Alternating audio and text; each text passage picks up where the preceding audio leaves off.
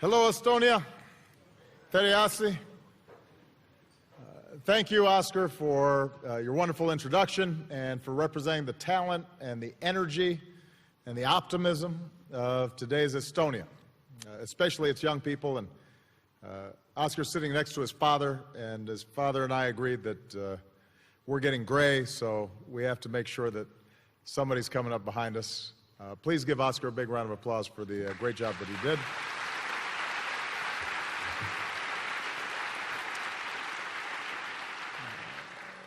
To President Ilves and distinguished guests, to the people of Estonia, it is a great pleasure to be with you in this historic city, in this beautiful land.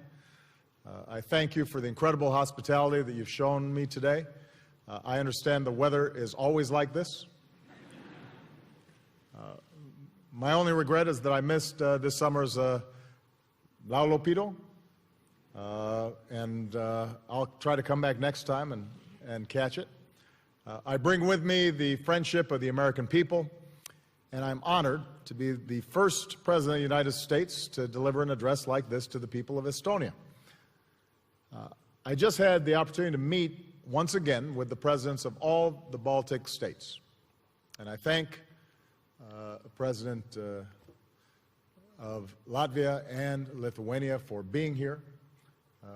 We are joined by friends from throughout the region, and I want to say a special welcome to everyone watching this out in Freedom Square. And I'm especially pleased to see so many young people here today, because like Oscar, you are fulfilling the dream that your parents and grandparents struggled for but could only imagine, and that is living your lives in free and independent and democratic Baltic nations. That dream of freedom endured through centuries of occupation and oppression. It blossomed into independence only to have it stolen by foreign pacts and secret protocols. It survived the mass deportations that ripped parents from their children. It was defended by forest brothers in their resistance and sustained by poets and authors who kept alive your languages and cultures. And here in Estonia, it was a dream that found its most eloquent expression in your voices on a grassy field not far from here, when Estonians found the courage to stand up against an empire and sing, "Land of my fathers, land that I love." And Heinz Wack, who's here today, spoke for the entire singing revolution when he said, "One day, no matter what, we will win."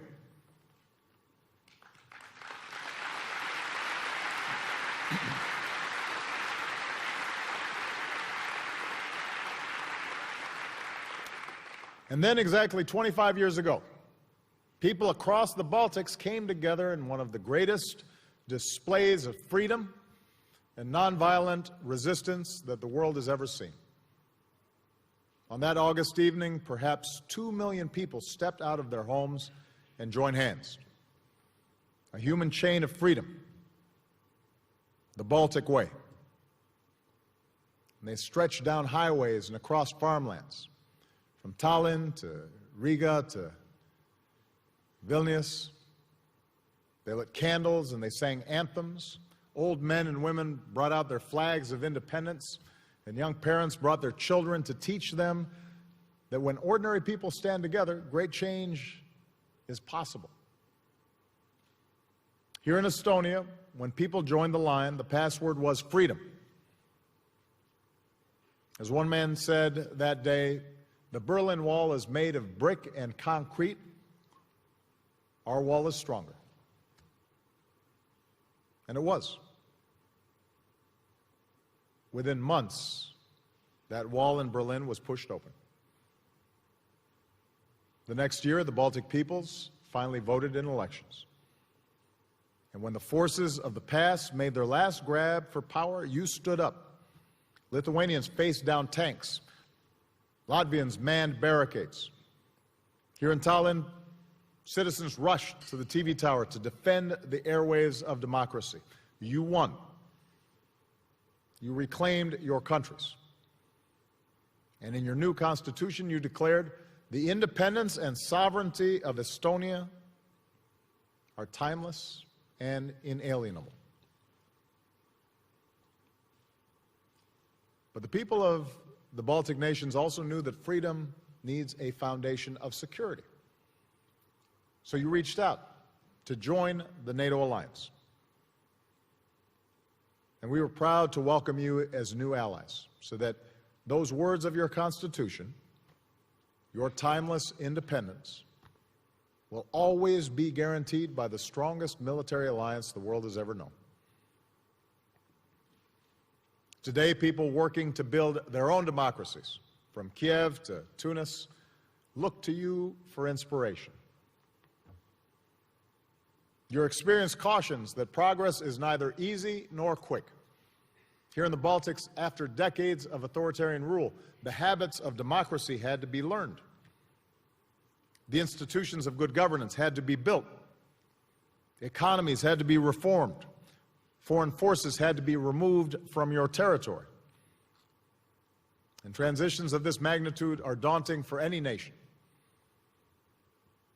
But the Baltics show the world what's possible when free peoples come together for the change that they seek.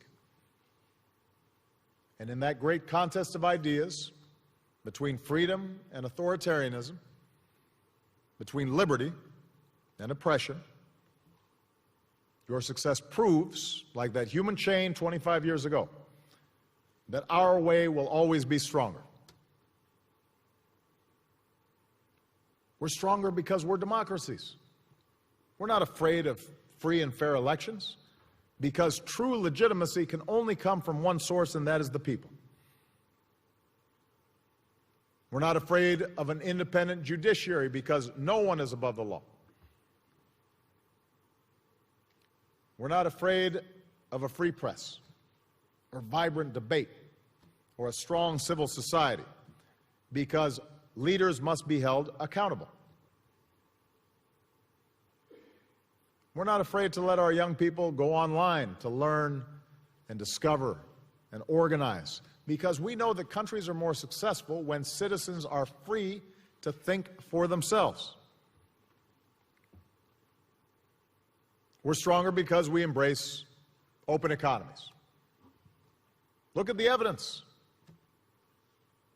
Here in Estonia, we see the success of free markets, integration with Europe, taking on tough reforms. You've become one of the most wired countries on earth, a global leader in e-government and high-tech startups. The entrepreneurial spirit of the Estonian people has been unleashed, and your innovations, like Skype, are transforming the world. And we're stronger because we stand together. This year we celebrate the 10th anniversary of the Baltics and NATO. A decade ago, skeptics wondered whether your countries were up to the task, and today they need only look at our training exercises, where our troops grow even stronger together, shoulder to shoulder. They can look at Afghanistan, where our forces have sacrificed together to keep us safe, and where in just 3 months, the largest operation in NATO history will come to an end as planned. There is no doubt the Baltics have made our alliance stronger. And your progress reflects a larger truth. Because of the work of generations, because we stood together in a great alliance, because people across this continent have forged a European Union dedicated to cooperation and peace, we've made historic progress towards the vision we share, a Europe that is whole and free and at peace. And yet, as we gather here today, we know that this vision is threatened by Russia's aggression against Ukraine. It is a brazen assault on the territorial integrity of Ukraine, a sovereign and independent European nation. It challenges that most basic of principles of our international system, that borders cannot be redrawn at the barrel of a gun, that nations have the right to determine their own future. It undermines an international order where the rights of peoples and nations are upheld and can't simply be taken away by brute force. This is what's at stake in Ukraine. This is why we stand with the people of Ukraine today.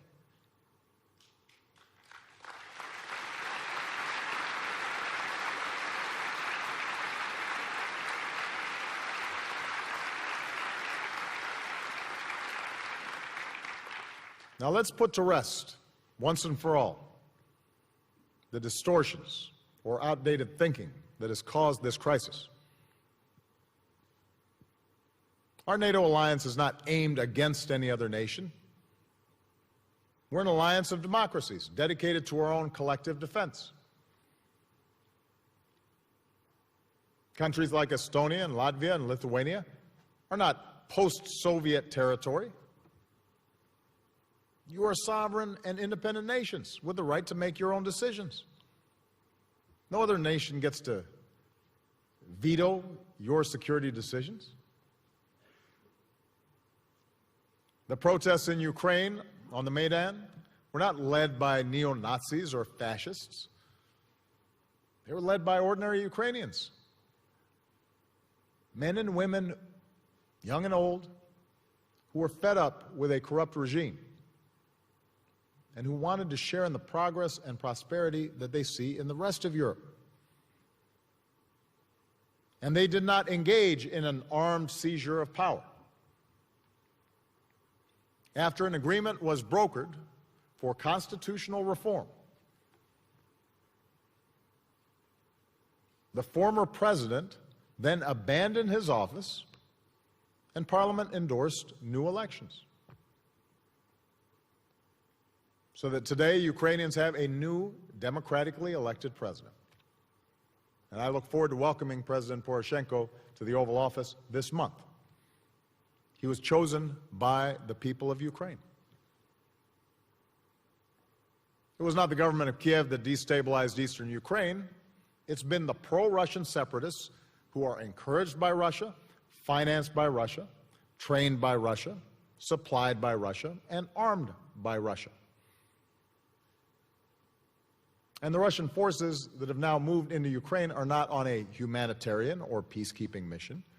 They are Russian combat forces with Russian weapons in Russian tanks. Now, these are the facts. They are provable. They're not subject to dispute.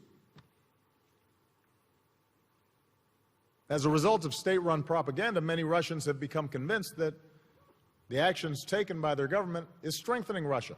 But reaching back to the days of the czars, trying to reclaim lands lost in the 19th century is surely not the way to secure Russia's greatness in the 21st century.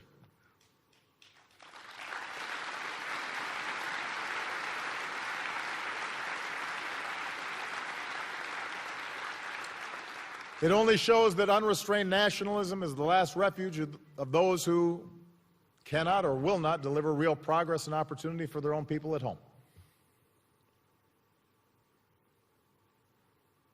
Let's also be clear where we stand. Just as we refuse to accept smaller European nations being dominated by bigger neighbors in the last century, we reject any talk of spheres of influence today.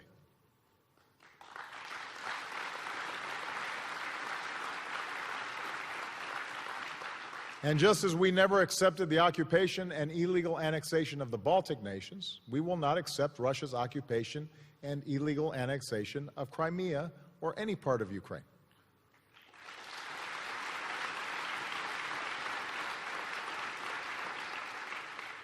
As free peoples, as an alliance, we will stand firm and united to meet the test of this moment. And here's how. First, we will defend our NATO allies, and that means every ally. In this alliance, there are no old members or new members, no junior partners or senior partners. They're just allies, pure and simple. And we will defend the territorial integrity of every single ally. Today, more NATO aircraft patrol the skies of the Baltics. More American forces are on the ground, training and rotating through each of the Baltic states. More NATO ships patrol the Black Sea. Tonight, I depart for the NATO summit in Wales, and I believe our alliance should extend these defensive measures for as long as necessary. Because the defense of Tallinn and Riga and Vilnius is just as important as the defense of Berlin and Paris and London.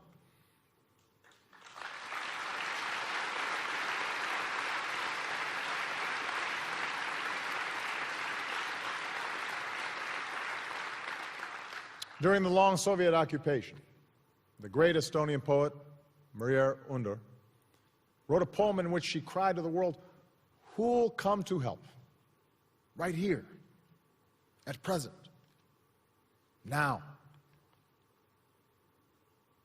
And I say to the people of Estonia and the people of the Baltics, today we are bound by our treaty alliance.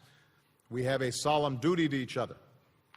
Article 5 is crystal clear. An attack on one is an attack on all. So if, in such a moment, you ever ask again, who'll come to help, you'll know the answer. The NATO alliance, including the armed forces of the United States of America, right here, present, now.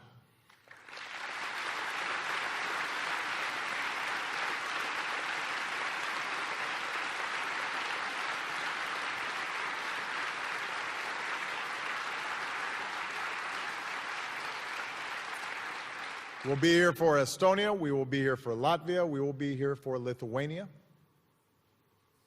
You lost your independence once before. With NATO, you will never lose it again.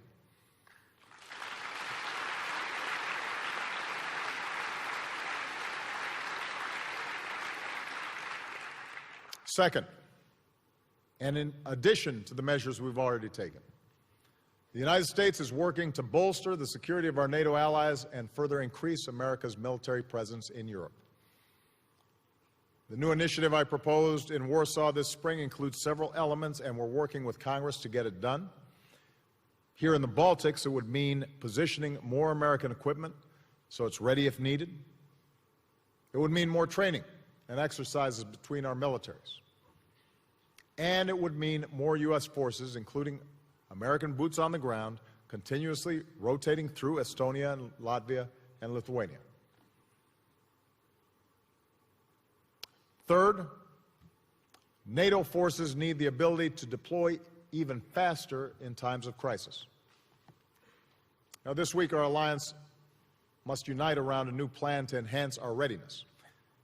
And that means we need to step up our defense planning so we're fully prepared for any threat to any ally. It also means we need to have the infrastructure and facilities that can receive rapid reinforcements, including here in the Baltics. We need to enhance NATO's rapid response force so it can deploy even more quickly and not just react to threats, but also deter them. And even as we meet conventional threats, we need to face other challenges. And that includes propaganda campaigns that try to whip up fears and divide people from one another. We reject the idea that people cannot live and thrive together just because they have different backgrounds or speak a different language. And the best antidotes to such distorted thinking are the values that define us. Not just in the Baltics, but throughout Europe. We must acknowledge the inherent dignity and human rights of every person, because our democracies cannot truly succeed until we root out bias and prejudice, both from our institutions and from our hearts. We have to uphold a free press and freedom of speech, because in the end, lies and misinformation are no match for the truth. We have to embrace open and inclusive societies because our countries are more successful and more prosperous when we welcome the talents of all our people, including minorities. That's part of the work that we must do. That's the example we must set. Fourth, even as we keep our country strong at home, we need to keep our alliance strong for the future. And that means investing in the capabilities like intelligence and surveillance and reconnaissance and missile defense.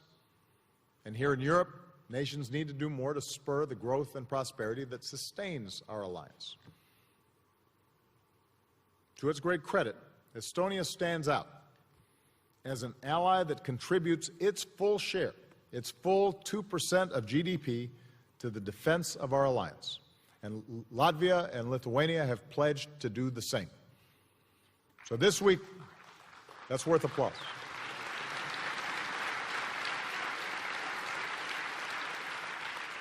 So this week's summit is the moment for every NATO nation to step up and commit to meeting its responsibilities to our alliance. Estonia does it. Every ally must do it. Fifth, we must continue to stand united against Russia's aggression in Ukraine.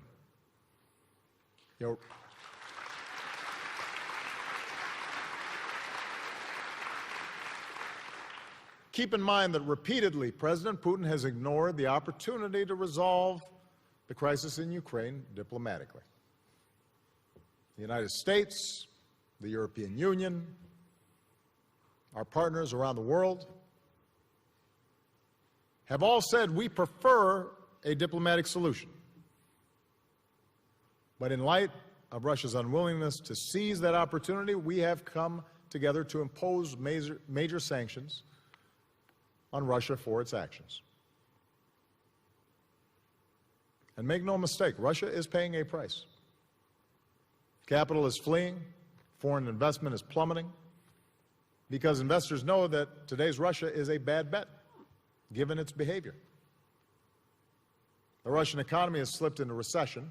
Its energy production, which is the engine of the Russian economy, is expected to drop. Its credit rating is near junk status. The ruble just fell to an all-time low. In short, Russia's actions in Ukraine are weakening Russia. Russia's actions are hurting the Russian people. And it doesn't have to be this way. We have no interest in weakening Russia. It's a nation with a rich history and a remarkable people. We do not seek out confrontation with Russia. Over the past 2 decades, the United States has gone to great lengths to welcome Russia into the community of nations and to encourage its economic success. We welcome a Russia that is strong and growing and contributes to international security and peace, and that resolves disputes peacefully with diplomacy. And in contrast to Russia's isolation and economic woes today, that path, which would include a stable and prosperous Ukraine whose sovereignty is respected, would also ultimately result in greater success and opportunity and respect for Russia. That path remains available to Russia. That path will deliver truer progress for the Russian people. But it's a path that starts by Russia changing course and leaving Ukraine so that Ukrainians can make their own decisions. And I have no doubt that one of their decisions would be to have strong relations with not just Europe, but also with Russia. But it has to be freely chosen. And this brings me to the final area where our nations have to come together in our steadfast support for those who reach for their freedom. And yes, that includes the people of Ukraine. And few understand this better than the Baltic peoples. You know from bitter experience that we can never take our security and liberties for granted. We want Ukrainians to be independent and strong and able to make their own choices free from fear and intimidation.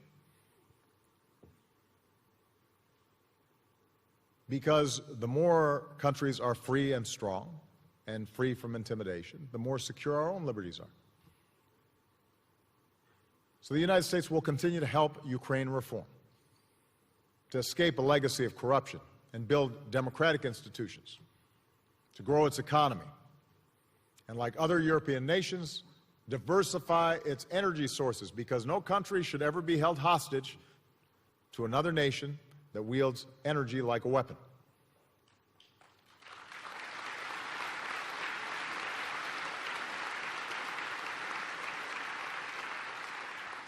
We'll continue to offer training and assistance to help the Ukrainian military grow stronger as they defend their country. And since ultimately there's no military solution to this crisis, we will continue to support President Poroshenko's efforts to achieve peace. Because like all independent nations, Ukraine must be free to decide its own destiny.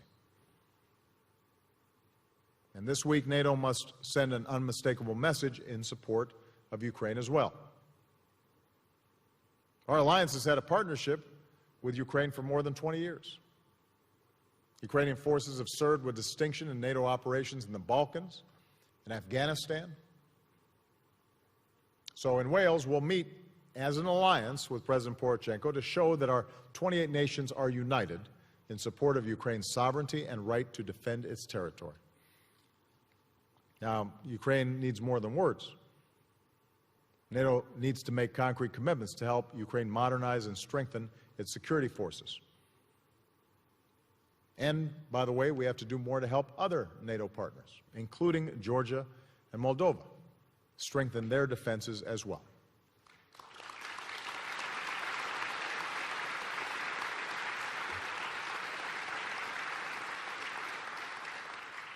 And we must reaffirm the principle that has always guided our alliance.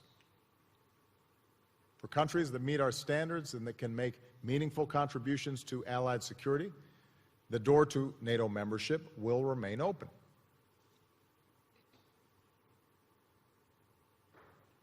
So this is a moment of testing. The actions of the separatists in Ukraine and Russia evoke dark tactics from Europe's past that ought to be consigned to a distant history. Masked men storming buildings, soldiers without flags slipping across the border. Violence sending families fleeing and killing thousands, including nearly 300 innocent men, women, and children from all across Europe and around the world when that airliner was shot out of the sky.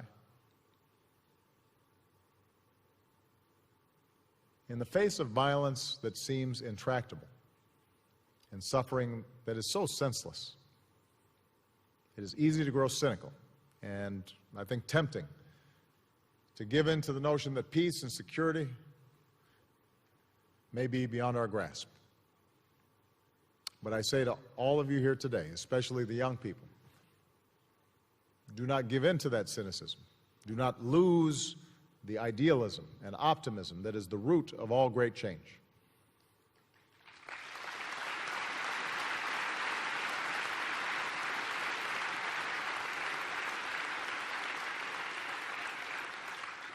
Don't ever lose the faith that says if we want it, if we are willing to work for it, if we stand together, the future can be different. Tomorrow can be better. After all, the only reason we're here today in a free and democratic Estonia is because the Estonian people never gave up. You never gave up when the Red Army came in from the east or when the Nazis came in from the west. You never gave up when the Soviets came back or when they sent your best and brightest to the Gulag, never to return. You never gave up through a long occupation that tried to break your spirit and crush your culture. Their tanks were no equal to the moral power of your voices, united in song. Their walls were no match for the strength of your people, united in that unbreakable chain. And like the Poles and the Hungarians, the Czechs and the Slovaks, and the East Germans on top of that wall, you were stronger, and you always believed, one day, no matter what, we will win. Today, your example, your victory, gives hope to people all over the world. Yes, there will be setbacks, and there will be frustrations, and there will be moments of doubt and moments of despair. The currents of history ebb and flow. But over time, they flow toward freedom. More people in every corner of the earth standing up and reaching to claim those rights that are universal. And that's why, in the end, our ideals are stronger. And that's why, in the end, our ideals will win. Dignity will win, because every human being is born equal with free will and inalienable rights. And any regime or system of government that tries to deny these rights will ultimately fail, and countries that uphold them will only grow stronger. Justice will win, because might does not make right. And the only path to lasting peace is when people know that their dignity will be respected and that their rights will be upheld. And citizens, like nations, will never settle for a world where the big are allowed to bully the small.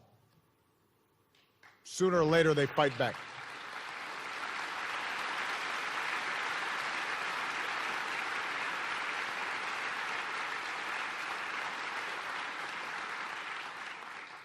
Democracy will win, because a government's legitimacy can only come from citizens. Because in this age of information and empowerment, people want more control over their lives, not less. And because more than any other form of government ever devised, only democracy, rooted in the sanctity of the individual, can deliver real progress. And freedom will win. Not because it's inevitable, not because it is ordained, but because these basic human yearnings for dignity and justice and democracy do not go away. They can be suppressed. At times they can be silenced. But they burn in every human heart, in a place where no regime can ever reach, a light that no army can ever extinguish. And so long as free peoples summon the confidence and the courage and the will to defend the values that we cherish, then freedom will always be stronger, and our ideas will always prevail, no matter what. Thank you. And long live our great alliance. Thank you very much. Thank you.